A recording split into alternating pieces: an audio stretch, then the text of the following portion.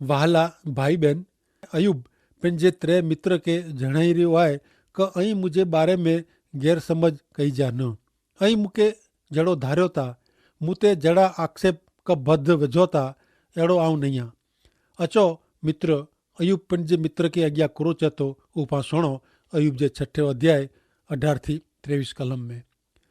उन वटे टोरा वञे था ने रण में दाख़िल थईने नाश थिए थो। उन जा टोरा पाणी ला तलसी रहिया आहीं ने सेबा जो संघ इन जी वाट नेरियो, पण आशा निष्फળ થઈ, तैसे हू शर्माया।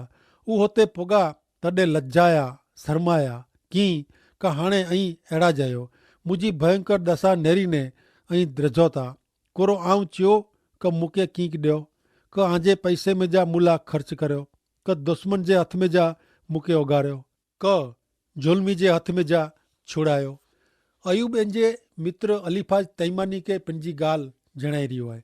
अयूब इन जी भयंकर पीड़ा में इन जे मित्र जी मदद मॻे नथो। इन लाइ खोटी सम्झण न करे अहिड़ो अयूब इच्छे थो। 6 अध्याय 24 थी 26 कलम। मूंखे सम्झायो एतिरे आऊं छानो रोंदो ने मुंहिंजी करेल भल मूंखे वतायो। सत्य वचन कहिड़ा असरकारक वेंथा, पण ऐं जेको ठपको ॾियो था उहो कोरे जो ठपको आहे। निराश माण्हू जा शब्द वाह जहिड़ा वेंथा ने तंहिं छतां ऐं शब्द जे कारणे ठपको ॾियण जो धारियो था। अयूब पंहिंजे मित्र अलीफाज खे जणाए थो कि तूं जिकी कईं थो उहो ख़ासो आहे, पण मुला उहो सचो न आहे। तूं मूं ते खोटा बद रखेजे न। तूं जेकी चए थो उहो पुरवार कि साबित कर। मित्र अयूब जे जीवन में कोई गुप्त छुपो पाप न हो। अयूब जे मित्र जो चवणु अहिड़ो ज आहे कि तूं गुप्त में पाप कयो आहे, तंहिं लाइ ईश्वर तुंहिंजी अहिड़ी दशा कयो हुयो। पण अयूब पंहिंजी पीड़ा में पण इन जे मित्र खे जणाए थो कि मूंखे मुंहिंजा पाप वतायो ने आऊं उहो क़बूल कईंदो। कहिड़ी नम्रता, कहिड़ो प्रकार। मित्र अयूब जा 3 मित्र ईश्वर खे इन जे मित्र अयूब खे ने पिंड खे पण ॼाणंदा न हुआ। तंहिं लाइ हू अयूब माटे गैर सम्झण करी रहिया आहिनि। अयूब जो 6 अध्याय ने 27 थी 30 कलम। हा, ऐं तव्हां अनाथ मथे चिठियूं फुगायो ने आंजे मित्र जो वापारु करियो अहिड़ा आहियो, त हाणे कृपा करी मूं साम्हूं न रहियो कीअं कि आ साम्हूं त आऊं खोटो कुछंदो न। कृपा करी पाछा फेरो, कीअं अन्याय थियो खपे न। हा, पाछा फेरो। मुंहिंजी ॻाल्हि व्याजबी आहे, कोरो मुंहिंजी जब में अन्याय आहे, कोरो नुक़सानकारक वस्तु खे पारखे जी शक्ति मूं में न आहे। अयूब पंहिंजे मित्र वटि पंहिंजो दुख जणाए थो। अयूब पंहिंजो जेको आहे उहो जणाए रहियो आहे। मित्र अयूब ईश्वर जी नज़र में न्यायी ने निर्दोष माण्हू आहे। तंहिं छतां इन जा 3 मित्र इन विषय गैर समझ उभी करीने इन खे दोषित ठहिराए रहिया आहिनि। अहिड़े समय में अयूब जी मानसिक हालत कहिड़ी थी हूंदी। इन ते प्रेम रखंदड़ का दिलासो ॾींदड़ कोई न आहे। इन जे दुख में इनखे पापी ने दोषित ठहिराए में अचे थो। गीत शास्त्र जो पुस्तक 31 अध्याय 9 थी 13 कलम में लिखल आहे कि हे यहोवा, हे ईश्वर, मूं ते दया कर कीअं का आऊं संकट में आहियां। दुख पीड़ा से मुंहिंजी अख, मुंहिंजो जीव ने शरीर ॻरी वञे थो। कीअं कि बरापे से मुंहिंजी ज़िंदगी ने निसासा विझी ने मुंहिंजा वर हलिया वञे था। मुंहिंजे अन्याय से मुंहिंजो बर घटे थो ने मुंहिंजा हॾा नबरा थिए था। मुंहिंजा मेड़े दुश्मन मूंखे मेणा मारिए था।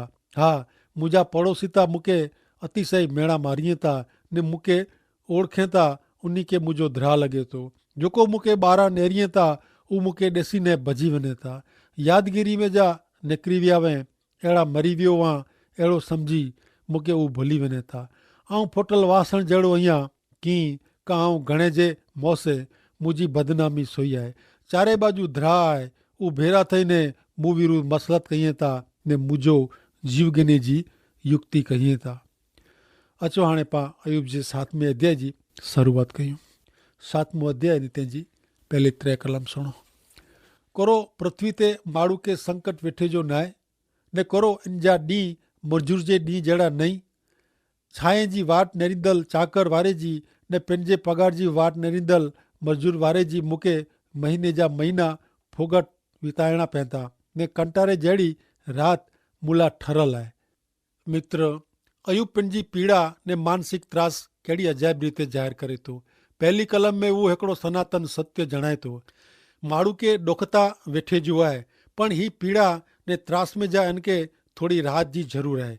जी भयंकर सूरज तपे थो, अहिड़े खेत्र में मजूर पगार जी आशा रखे थो ने उहो इनके मिले थो, पण अयूब जी पीड़ा में इनके जरा पण राहत मिले नथी। ત્યાં સુધી કે અયુબજી પીડા में जा છુટકારો મેળવેલા इनजी पत्नी इनके आपघात करे जो छेती। इनजा मित्र इनके पापी समझे था। मित्र अयूब हिकिड़ी भयंकर निराशा में जा पसार थी रहियो आहे। मित्र अयूब हिकिड़ो सनातन सत्य जाणदो हो कि मरण उज अंत न आहे ने तेला आपघात करी मरण के भेटीने वो शांति मेळवी शकंदो न। वो हकीकत के जाणदो हो। मित्र अयूब मरण जी उन पार जे शाश्वत जीवन के नेरी रहियो आहे। वो जाणदो हो कि मुंहिंजी मुसीबत में पण ईश्वर मूं भेरा आई ने तेला वो डुख के स्वीकारे थो, हकारात्मक रीते डुख के नेरे थो। पण इनजे मित्र जो डोखी करे अहिड़ो वलण इनके आघात पुजाए थो। 7मो अध्याय 4-6 कलम। सोते टाणे आऊं वीचार कयां तो कि आऊं कॾहिं उथींदो, पण रात लंबी वञे थी ने सूरज उगे तो ત્યાં સુધી आऊं हेॾा होॾा तरफड़ियां मारियां थो। मुंहिंजो शरीर कीड़े से ने धूड़ से ढेपे से ढकेलो आहे ने मुंहिंजी चमड़ी कठण थई ने फाटी वञे थी। मुंहिंजो ॾींहुं वणकर जे काटले करता वधू वेग वारा तई ने आशा वगर जा हलिया वञे था। अयूब जी शारीरिक पीड़ा असह्य हुई। इनजो रोग मिटे न अहिड़ो हो ने इनजा ॾींहुं इनके लमे डोक जड़ा लगंदा हुआ। हिन कलम में अयूब जी शारीरिक पीड़ा ने हालत विषय जणाए में आयो आहे। इनजा मित्र इनके समझी सके नथा ने तेला वो इनके प्रेम कहिए नथा, पण अयूब के दोषी ठहरायला प्रयत्न करी रहिया आहिनि। अयूब सामे दया से नेरींदल पण कोई रहियो न आहे। 7मो अध्याय 12वीं कलम। कोरो आऊं धरियो आहियां कि मगर आहियां कि तूं मूं ते चौकी पेरो रखें। अयूब पंहिंजो डुख ज़ाहिर कईंदे पंहिंजे मित्र खे पंहिंजी वास्तविक हालत जणाई रहियो आहे। 7मो अध्याय 13-16 कलम। जॾहिं आऊं मना तो कि मुंहिंजो विछाण मूंखे शांति ॾींदो ने मुंहिंजो पलंग मुंहिंजो डुख हल्को कईंदो, तॾहिं सपने से तूं मूंखे अहिड़ो त्रास उपजाईं थो ने संदर्शन से मूंखे अहिड़ो द्रजाईं थो कि मुंहिंजो जीव मुंहिंजी मरेला ने मुंहिंजे हिन हाड़पिंजर करता मौत पसंदि करे थो। मूंखे कंटारो अचे थो ऐं हमेशह जीवेला इच्छा नथो। मूंखे रोअण ॾियो कीअं कि मुंहिंजी ज़िंदगी नकामी आहे। मित्र अयूब जो शरीर छट करे थो। इन जे शरीर ते कीड़ियूं मक्खियूं ने ॿिया नंढा जीव जंतु फिरी रहिया आहिनि। भयंकर ताव ने बीमारी आहे। अहिड़े त्रास में इन जा 3 मित्र इन ते खोटा आरोप रखे जो बंदि करे अहिड़ो अयूब जणाई रहियो आहे। उहो चए कि मूंखे रोअण ॾियो, मुंहिंजी ज़िंदगी नकामी वई आहे। अचो हाणे नेरियूं 7मो अध्याय 17-19 कलम। माण्हू केरु आहे कि तूं इनके वॾो कईं ने तूं इन ते मन लॻाईं ने रोज़ सवारे तूं इन जी ख़बर गिने ने हर पले इन जी परीक्षा कईं। ક્યાં સુધી मूं मथां तुंहिंजी नज़र परियां करीने ने आऊं मुंहिंजो थोक उतारियां एतिरो टाइम पर तूं मूंखे नहीं ॾिए। मित्र अयूब 7वें अध्याय जी 8-21 कलम में पंहिंजी अरज ईश्वर वटे रजू करे थो। इन जे मित्र जे सुणंदे उहो हाणे ईश्वर खे पुकारी रहियो आहे। 4 कलम थी प्रमाणे इन जी पीड़ा में रात जो इनके त्रास ॾींहं अहिड़ा सपना अचनि था ने तंहिं पोइ उहो ईश्वर खे 17-11 जी कलम में जणाए थो कि ईश्वर इनके हिकिलो छॾी ॾींहं मूंखे मुंहिंजे डुख में हिकिलो रेला ॾे। 7मो अध्याय 20 ने 21 कलम। जो आऊं पाप कयो आहे त हे मनुष्य प्रतिपालक आऊं कोरो तोखे नड़ा थो। तोखे मारे जे निशानी तरीक़े तूं मूंखे कुलाए विराए रखे आहे ने तंहिंसे आऊं पिंड खे बारूब थियो आहियां ने तूं मुंहिंजे अपराध जी माफ़ी को ॾिए नथो ने मुंहिंजो अन्याय छिटो कईं नथो। हाणे आऊं धूड़ भेरो थींदो, तूं मूंखे ध्यान से गोतीने पण आऊं हूंदो न। मित्र अयूब इन जे उत्पन्नकर्ता वटे पंहिंजी जात खे पंहिंजे व्यक्तित्व खे खुलो करे थो। ईश्वर अयूब खे ओळखे था ने अयूब पण ईश्वर खे ओळखे थो। इन भेरो अयूब पिंड खे पण ख़ासि रीते जाणे थो। जेकी अयूब मथे इन जा मित्र खोटा आरोप रखें था। तंहिं छतां अयूब पंहिंजो निर्दोष आहे उहो जाणे थो ने तंहिं पोइ उहो ईश्वर वटि पंहिंजी ज़ात खे खुली रखे थो। तंहिं भेरो अयूब पिण खे पाप जी माफ़ी मंगे थो। जो इनसे कोई पण भुल थी वई आहे त ईश्वर इनखे माफ़ करे, अहिड़ो हू इच्छे थो। प्रिय मित्र, अयूब शुद्ध हृदय जो माण्हू हो। ईश्वर जी नज़र में उहो निर्दोष ने न्यायी माण्हू हो। पां अयूब जे पुस्तक जी शुरूआत में ज उहो नेरियो कि अयूब निर्दोष ने प्रमाणिक ने ईश्वर भक्त ने बुंडाई नूं परियां रोंदल माण्हू हो। ने तंहिं जॾहिं अयूब जो 3 मित्र इन ते आरोप रखी रहिया आहिनि, तॾहिं हू हाणे ईश्वर खे जणाए थो कि हे ईश्वर, जो आउं पाप कयो आहे त ऐं कुलाए मूंखे माफ़ करियो नथा। मित्र, अयूब हू ॼाणंदो हो कि ईश्वर ज पाप जी माफ़ी ॾिए था। अयूब अॼु पाणखे उहो हक़ीक़त जणाए था कि हर एक व्यक्ति अधूरो ने पापी आहे। रोमन जो पत्र 3 अध्याय ने 23वीं कलम में लिखल आहे कि मिड़े लोग निशान चुकी पाप में पिया आहिनि ने ईश्वर जे महिमावंत इरादे नूं उहो छेटा ने छेटा विञे था। पण हुते ज अटकी वञे जी ज़रूर न आहे। ईश्वर संपूर्ण अपराधी पापी व्यक्ति खे माफ़ी ॾिए था। हू पण अयूब जाणे थो ने जणाए थो।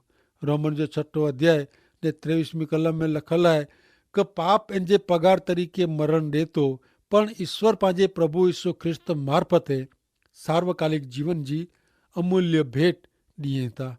प्रिय मित्र, पवित्र ग्रंथ बाइबल पाप जी हक़ीक़त जणाईने ज अटके नथो। उहो अॻियां जणाए थो कि ईश्वर पाप जी माफ़ी ॾिए था। पाप हिकिड़ी हक़ीक़त आहे ने पाप जी माफ़ी व्यक्तिगत अनुभव आहे। प्रभु यीशु ख्रिस्त वटि पण क़बूलात कईंदड़ हरेक व्यक्ति पाप जी माफ़ी जो अनुभव करे थी।